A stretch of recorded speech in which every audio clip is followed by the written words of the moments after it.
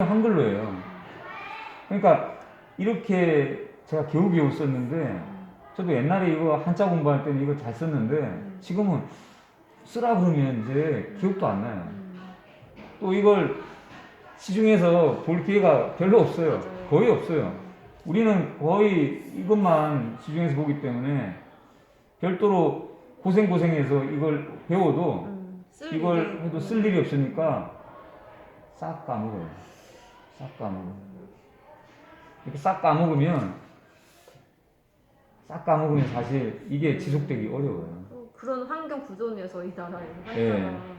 그러니까 우리가 이런 환경이라 그러면 이 환경에 가장 필요한 것만, 중요한 것만 취하면 되는 거예요. 근데 이걸 취하기에는 너무 이게 버겁다 이거지. 이것까지 쓰라? 의미까지 하려면. 그래서 저도 예전에 이 한자 능력 시험을 학생들한테 자, 상부터 준비해서 우리 11월, 12월 달에 한자 급수에 도전하자. 반에서 집단적으로 그렇게 진행한 적이 많아요. 근데 성취는 크죠. 그쵸, 어떤 아이는 4급을 성취하고 어떤 아이는 6급을 성취하고. 초등학생인데. 열심히 썼으니까. 왜냐면 이 쓰기도 이 시험에 들어가거든요. 한 6급부터는 쓰기도 있을 거예요, 아마. 몇 개는. 그러니까, 근데. 남는 게 없나? 남는 게 없는 거예요. 기억이 안 나는. 왜냐면 환경이 기억 상기시켜주지 않으니까. 왜 너 6급 받았다고 해서 무슨 자격증인가 그런 거. 네, 그거는 증서를 주면 기분이 좋은데, 다음 해에 이제 이 아이를 만나서, 야, 너 한자 공부 좀 하냐? 아니면 이 한자 기억하냐? 그러면 기억을 못 하는 거예요. 그렇죠. 시험 볼 때만 바짝 하니까. 그러면 그 아이가 어떻겠어요? 그 아이가 한자 능력 시험에 계속해서 지원자가 되겠어요? 배신자가 되겠어요? 그렇죠. 이제 뭐더 이상은. 그 아이들이 지금 이제 커서 엄마 아빠가 다 되고 그 자식들이 초등학교를 다니고 있어요. 제 제자의 얘기예요. 그래서 너 자식들한테는 한자 능력 시험 시키냐? 안 시켜요. 안 시킵니다. 저도 기억이 안 나는데. 저도 선생님이 하라고 해서 했는데, 하고 나서 남는 건 그 증서 쪼가리 그거 하나고 별로 좋은 추억은 아니었습니다. 왜냐하면 못한다고 야단도 많이 맞았거든요. 이것 때문에 그래요. 좋은 추억이 아니에요. 그러니까 그 아이들은 다 한자 능력 시험에 배신자가 되는 거예요. 물론 좋은 걸 경험한 아이들이 계속해서 그렇게 하는 경우도 있죠. 근데 제 짐작에는 50%도 안 돼요. 우리나라에서 하는 의미가 있을까요? 더 이상 이렇게 사회구조 자체가 이렇게 한자를 그렇게 크게 기준 있게 다루지 않는데 말씀하신 대로 계속 이렇게 동기를 일으키기 어려울 텐데 의미가 있을까? 그러니까 이제 문제가 이제 이렇게 나온 거예요. 그렇지만 이런 용어, 사역, 이 용어는 이 중에서 이건 빼고 사, 력. 그렇지만 여기 이 사리의 뜻도 있잖아요. 이게 무슨 사, 무슨 력. 이 뜻만 살리는 거죠. 이것까지 쓸 필요는 없다. 이것까지 또 사려라고 뭐 이렇게 해서 이런 모양이 사자고 려자는 저도 못 쓰겠어요. 이걸 할 필요는 없다는 거예요. 읽을 수만 있으면 된다는 거죠. 읽고 의미를 알 정도? 아니 이거 읽을 필요도 없죠. 이게 무슨 한자야. 이거 읽을 필요도 없죠. 왜냐하면 우리는 이렇게만 표기를 하니까. 물론 이 일본에 가면 이걸 알아볼 수 있죠. 그러니까 뜻만 알면 되는 거예요. 사려의 뜻을 아는. 뜻만. 이게 문제가 되는 거예요. 결국은. 이게 문제가 되는 거예요. 그래서 그렇게 해서 예, 이걸 착안해서 만든 사전이 이 사전이에요. 한번 이렇게 한번 펼쳐보세요, 선생님. 어디든.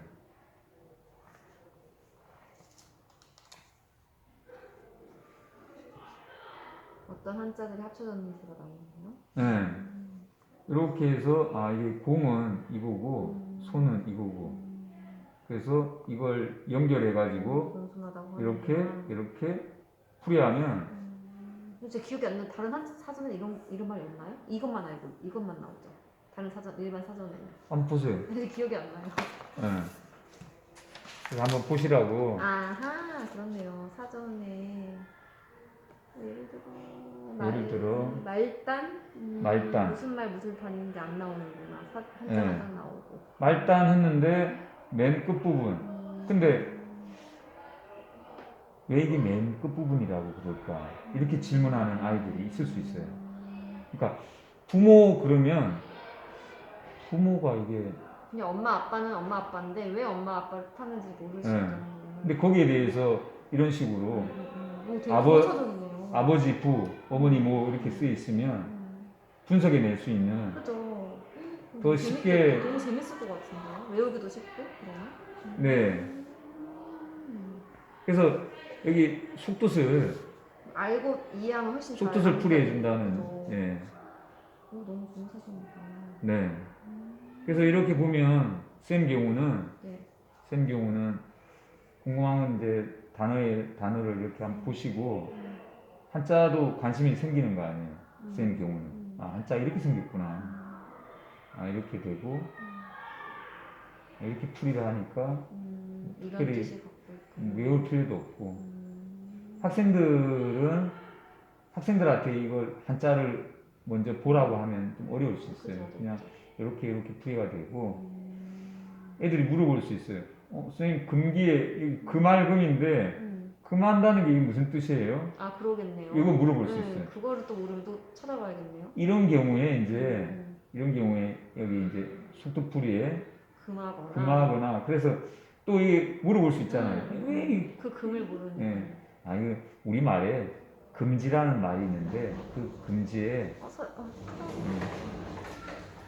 거기에 이제 비슷하게 이해를 시킬 수도 있고, 그러니까 이면에서 아이들 앞에서 이런 게 일어날 수 있는 기회를 주는 거예요. 그거 금지하는 거잖아 이렇게 알려주는. 그렇죠. 이 아이 B한테 야 금지한다는 뜻인데 그거랑 비슷한 거야 이렇게 알려줄 수 있어요. 선생님은 오히려 야, 그 말금을 어떻게 설명해야 이렇게 그 말금은 그 말금인데. 예, 당연한 건데 오히려 그걸 저기 더 곤혹스러워한 경우에 얘네들은 더 쉽게 풀어버려요. 예. 그래서 이제 선생님은 수업 시간에 좀 어려운 어휘들이 나오면 애들한테 넌지시 질문을 던지는 거예요. 이게 무슨 뜻일까? 여기 그리고 요 각각의 뜻이 있는데 그걸 한번 너네 한번 추측을 해봐라. 그리고 애들이 웅성웅성 대다가 쌤 모르겠어요 이렇게 하면 그때 이제 선생님이 이런 뜻이다 그러면 애들이 이거 제 거구나 참. 쌤 이름을 빌렸어요. 네 맞아요. 네. 근데 이 사전은 그런 면에서 좋은 거고 조리 사전은 또 다른 면에서 또 좋은 거고 각각 특성은 있어요. 네. 이제 초등학생 이거를 볼 일은 거의 없겠지만 그죠? 단어 수준이란 뜻이겠죠? 초등학생들 용으로 이게 나온 거예요. 이제 중고등학생용은 더 두꺼운 사전이 있어요. 더 어려운 어휘들 나오면. 예. 그래서 어쨌든 선생님께서 좀 선생님도 가르치시면서 또 애들한테 여러 가지 매치를 시키기 위해서 이렇게 하시다가 이제 한자를 좀 본격적으로 해봐야 되겠다. 그럴 때 저 선생님 이거 보신 이 교재도 괜찮을 거예요. 선생님 생각하는 생각하시기에는 그게 약간 실용성이 없다고도 생각하시는 거죠. 비추하시는 거죠. 한자 공부하는 것 자체에 대해서는. 한자 자체는. 예, 너무 계속 강조하는 거지만 요 자체를 이 형까지 잡으려니까 이게 힘든 과제라는 거죠. 예, 그냥 이건 모를 때마다 그때그때 보면서 저는 지적 허영심 때문에 이런 게 막 쓰고 싶은 거예요. 멋있으셔가지고 막 그냥 쓰시는 게. 그래서 나중에 한번 도전을 해보겠습니다. 예, 그렇게 해서 저기 접근하시는 것도 저는 근데 너무 오늘 이렇게 하실 줄 몰랐어요. 이런 식으로 교육과 연계해서 하실 줄 몰랐는데 너무 다른 방면으로 보니까 또 헐또 재밌고 일단 네. 이게 어렵게 외워야 생각만 했었는데 재밌게 할 수 있겠구나 생각이 드네요. 예, 여기에 여기서 음. 앱이 나왔어요. 앱이요? 오, 예. 어플도 있구나. 어플이 나왔어요. 이런 속뜻 식으로. 사전이라고 치면 나오겠네요. 예. 오, 너무 괜찮다. 속도사전 앱인데 음. 이 무료가 아니라 유료 앱이요? 유료예요. 예. 아무튼 얼마야? 33,000원? 1년에? 아니요? 한 달에요? 아니 평생. 평생? 한 번 구매하면 계속 쓸 수 있는 거예요? 예. 그래서 괜찮네요. 이거 언제든지 찾아서 이렇게 볼 수 있으니까 훨씬 수월하죠. 그렇군요. 선생님이 접근할 때. 그러면 확실히 이런 걸 먼저 하면 약간 말씀하신 것처럼 약간 동기, 적극성, 자발성 이런 게 생길 수 있을 것 같아요. 네. 이거를 하기까지. 네. 그리고 자꾸 저기 선생님께서 조금 더 이렇게 하신다 그러면 선생님께서 글짓기를 좀 더 선생님께서는 해보시는 교실에서 걸로. 글짓기 어떻게 시키세요? 막 매일 어떻게? 교실에서 애들 일주일에 한 두세 번 정도? 두세 번 일기요? 아니요. 주제 글짓기. 그러면 평가를 그냥 국어 수업의 일환으로 그렇게 교과서 약간 좀 밀어내고 주제 선생님께서 선정하시나요? 아니요, 아이들이 뭐 이런 주제로 쓰고 싶다 그러면 자유롭게 주제를 정할 때도 있고. 분량은 어느 정도로 쓰라고 하세요?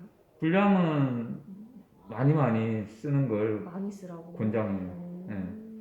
왜냐하면 저기 생각 주머니 키우려면 약간의 좀 뭐라고 할까, 도전감이라고 할까, 양에 대한 양을 늘리는 건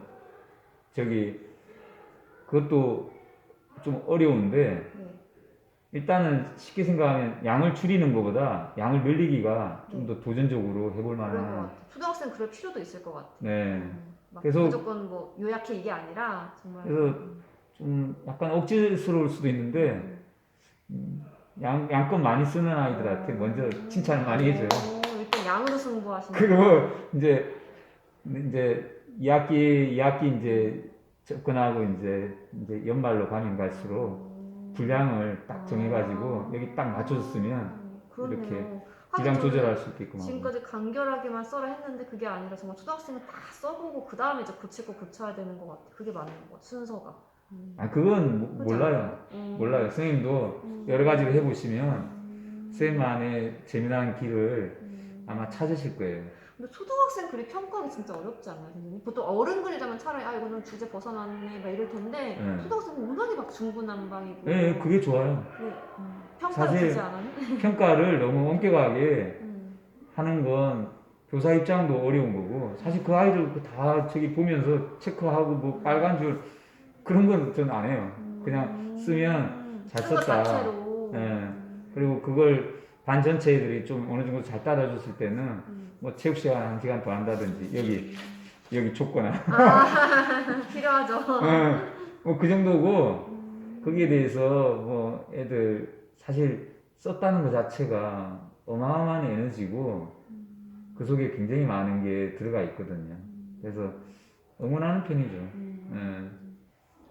제가 이거 좀 찍어도 될까요? 제가 이거 찍어가지고. 저도 이거 찍어도 될까요? 이거. 예. 네. 이런 식으로 할 수 있다. 이 앞에 거, 이거랑 두 가지. 네. 되게 얻어가는 게 많아서 기억하고 저도 뭐 선생님하고 이렇게 저기 1대1로 하니까 네, 거의 별 일이 훨씬 없잖아요. 사실 학년 네. 달라 보니까 그랬는데 훨씬 많이 좋았네. 배웠습니다. 네. 혹시 하시다가 네. 그러니까 지금은 사전은 사전은 이제 여기서 끊을게요. 네. 네. 애들 사랑하시는 게